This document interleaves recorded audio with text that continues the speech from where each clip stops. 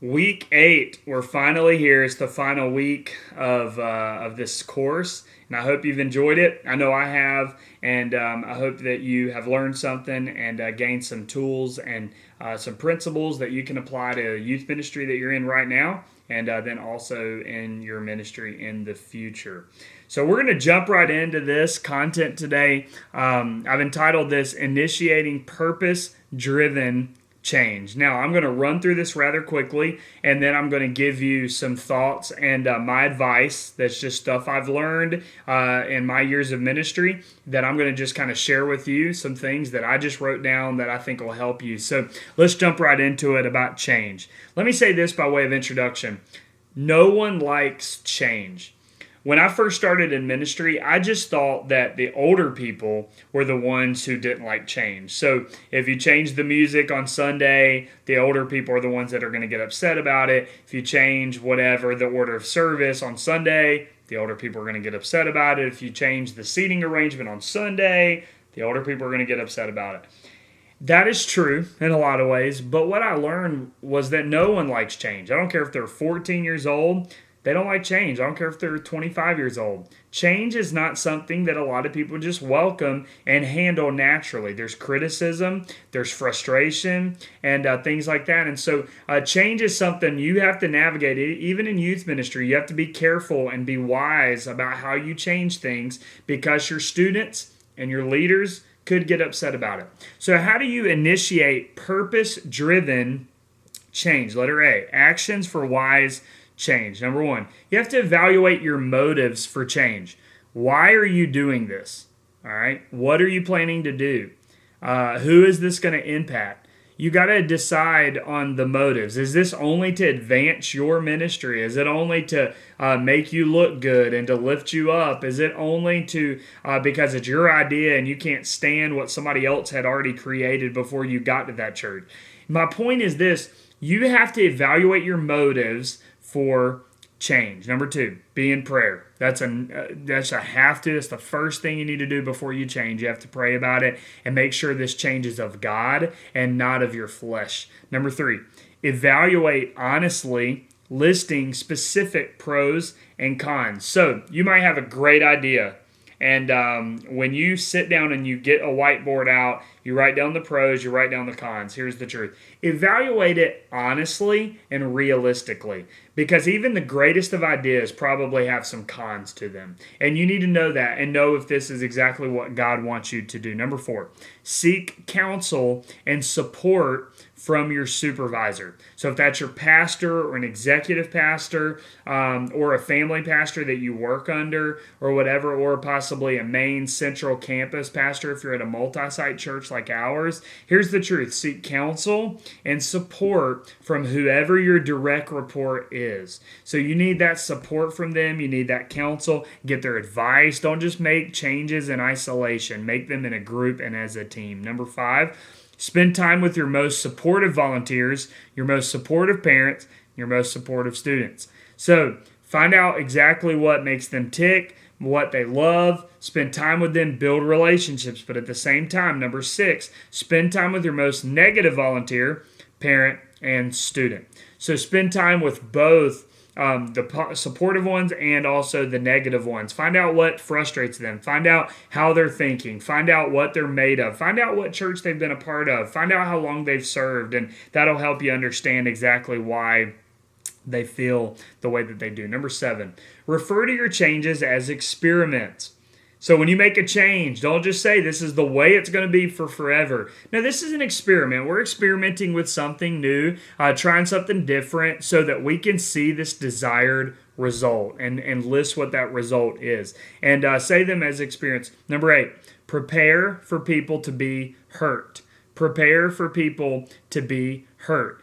You're never going to please everybody. That's just the truth. You're just not going to do it. And so you have to prepare as you're making big changes. You have to say, okay, these 6 or 7 people, I know they're going to be upset about it, but I know this is what God wants me to do. I'm going to spend time with them, and I'm going to help try to guide them through this process. But I am going to prepare in my heart that they're not going to be happy about the change. You can't just make your changes based on a few people that are going to be upset.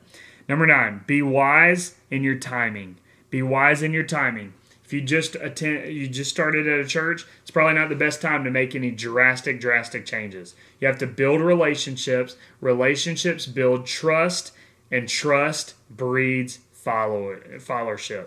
So it's important that you wait. Make sure you're wise in your timing. Number 10, realize that people adjust over time.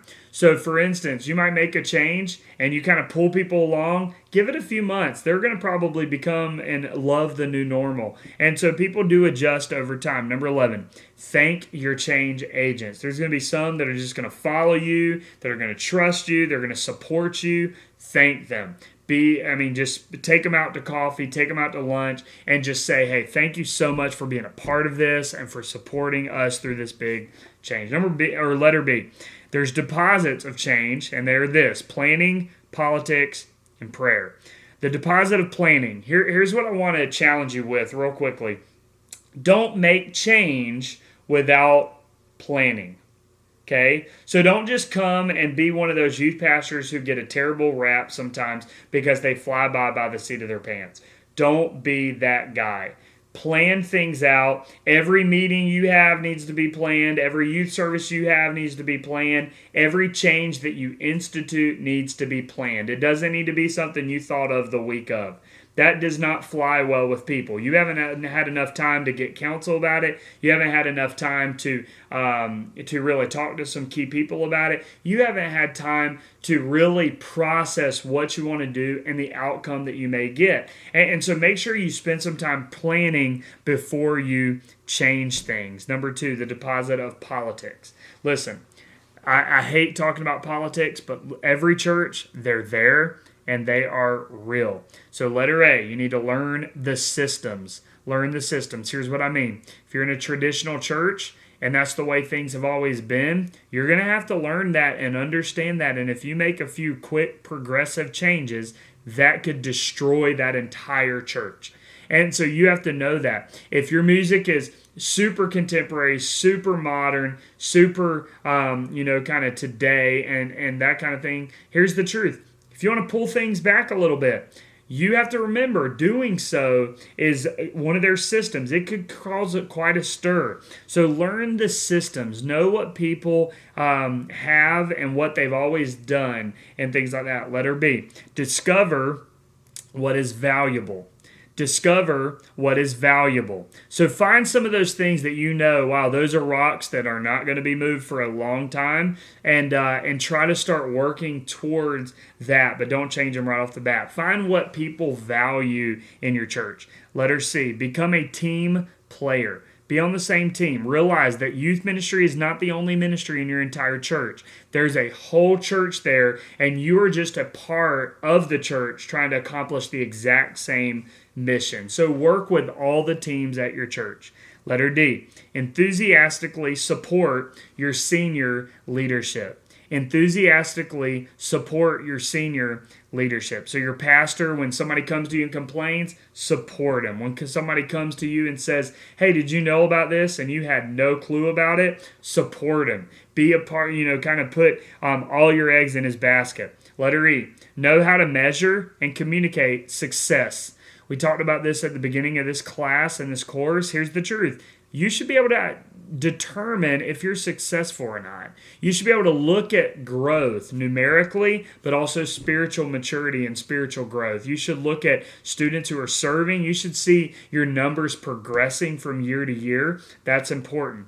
Letter F, pick your battles wisely. Pick your battles wisely.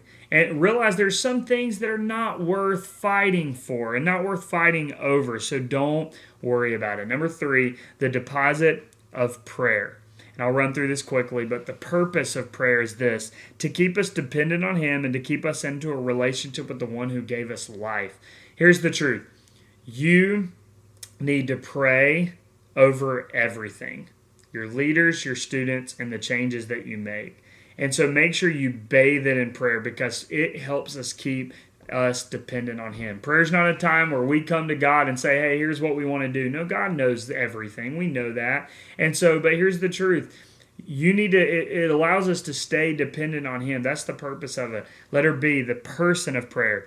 Prayer is the backbone of a godly person. If you want a good ministry, it's going to take a lot more than your creativity. It's going to take a lot of prayer. Youth ministry is desperate for renewed leaders, not just creative young people. Letter C, the priority of prayer.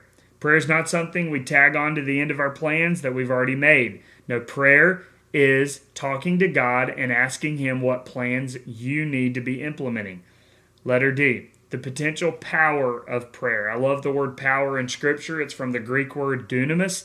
And listen, it's where we get the word dynamite. So when I think of the word power, I think we have the dynamite power of God. The power that rose Jesus from the dead is living within you. You need to take God at His word, trust Him to do as He promised. He gifted you. He called you to be a part of your church. He's given you everything you need to accomplish His mission at your church. So it's important that you trust Him and realize the power of prayer. So that's how you initiate change. So let me do this. Some advice to you. This isn't going to be lengthy, hopefully. Sometimes I get kind of passionate about these things, but this is just my personal advice, kind of peeled back the curtain. Here's what I've learned. Some of these I've learned because I've done them really well, and then a lot of these I've learned because I have failed miserably at some of these things, so I've learned a whole lot. So here's my personal advice to you. Letter A, commit to growing and leading yourself. If you want to be successful, you have to lead yourself well. As you grow, the ministry grows. Guard your personal time with God. Pray over your leaders, your families, and your decisions. I think one of the problems in youth ministry is that so many youth pastors are trying to take a group of people to a place they've never been themselves. And I don't want that to be you. So if you want to be a good youth pastor, a good youth leader one day, a volunteer, here's what you need to do. Commit to growing yourself. You cannot lead others well before you lead yourself well. Letter B, create and start communicating your mission and vision for your ministry. So right off the bat, you need to have a mission. You need to have a vision. It needs to be in your resume. And you need to start communicating it right off the bat. Here's a good principle. When your leaders, your core people, get it, your people are usually hearing it for the very first time. And so that'll just remind you, communicate. Number 2, communicating vision and mission takes a lot of time. So people might not get your mission of you communicating it regularly until 6 months, possibly even a year or longer. So communicate it all the time. Have it on your literature, have it on your emails, have it everywhere. Letter C, evaluate your ministry and be careful about change. Evaluate your ministry, but be careful about change. If you're going to a brand new church, I wouldn't change anything drastic within the first year. I'd get to know your students, get to know your leaders, evaluate, spend a lot of time kind of processing where you're at. And I wouldn't change anything drastically. Now, little changes, obviously. If you want to change the order of service, go for it. If you want to change kind of whatever. But if you want to change curriculum, you want to change the day of the week, you want to change some big things, I'd wait and make some of those changes later. People naturally don't welcome change. When you've built trust, people follow your new ideas and changes much better. Letter D, be the best version of you that you know how to be. Speak and preach like yourself. Lead the way God has designed for you to lead. For me, especially if you're a preacher, here's the truth. It's good to get ideas from other people. It's good to watch some of our favorite communicators that are out there. But listen, you don't have to be somebody else. Preach the way God has designed for you to preach. Speak that way, but also lead that way. You know, if you're not a certain leader, a type A leader, that's okay. Lead the way God has designed for you to lead and be the best version of you that you know how to be. Letter E, don't criticize or live in the past of the church you're serving at. So, your church probably has a past unless they're a brand new church plant. Here's the truth. Don't live in the past, but also don't criticize it. So don't just talk about how terrible it was, but don't just live, man, our best days were 20 years ago and that kind of thing. No, realize your best days can be ahead. Letter F, be a learner. When you stop learning, you stop leading. You never outgrow the capacity to learn something. So constantly be learning. Here's how you can do that. Read 30 minutes every day of something. Read the news, read a book, but make sure you read at least 30 minutes every single day. Listen to sermons and podcasts. There are tons of good podcasts about church leadership and about ministry. Get them in your feed and start to listen to them. When you're driving, listen to them. And it'll help you grow as a person and as a follower of Jesus. Research other youth ministries to get ideas. Here's what I do. I find out who is killing it in student ministry in your community, maybe even your whole state. And I'd meet them for lunch. I'd drive to where they are. I'd observe what they're doing. And I would try to find out exactly what they did to get to where they are. Letter G, identify your encourager. Ministry can be discouraging. You need someone to encourage you. So find out who it is, identify them, get together with them once a month, let them just speak into you, and allow you just to pour yourself out to them. Letter H, focus on relationship building. It's extremely important in the first year. You have to build trust. People don't care how much you know till they know how much you care.